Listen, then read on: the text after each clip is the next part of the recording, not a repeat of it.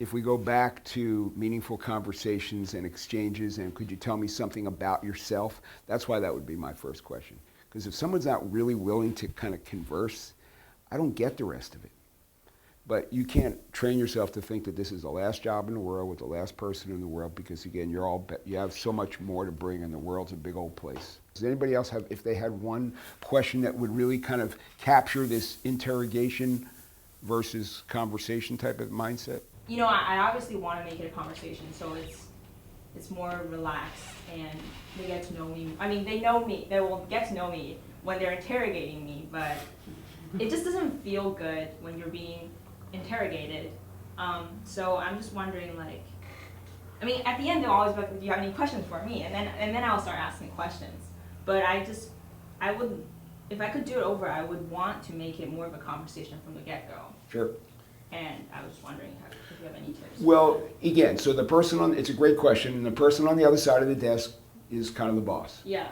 Is it possible that person was so busy that they did want to, but they just kind of spaced out and forgot, or they got behind on another call? I mean, that's possible, right? So, you know what you ought to do is ask.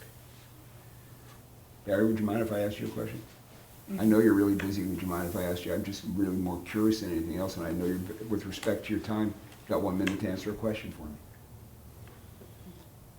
Is that a deal killer on the other side of things? In other words, with somebody, well, I'm not hiring her, she asked me to ask her a question. Then you don't want to work for that person, right? Yeah. I mean, I think that's a deal killer.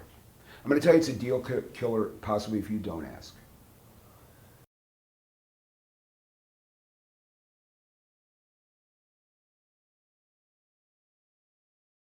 You know, you work for companies, but you work with people. So try to find good people to work with, and that's one of the best ways I know is to ask them, are they willing to engage you in conversation? If they don't ever ask you, okay, or they're oblivious to you and they're just, they're going through the motions, again,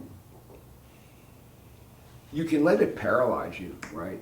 And then you've treated yourself as a commodity. This is the only job I'll ever get, and woe is me, which is why, again, I want you to go back to having a narrative about who you are in your life and the bridges that you've had to cross and the roads you've had to cross and the work you've had to do to get to where you are, because you need to honor yourself.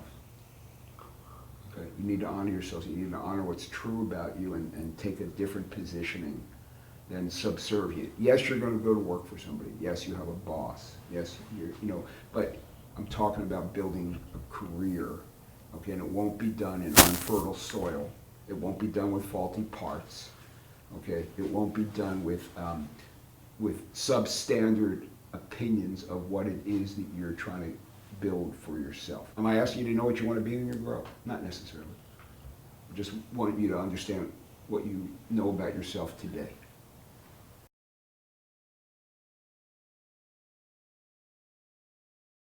You're trying to get into some fertile soil, or you're just hoping somebody hires me.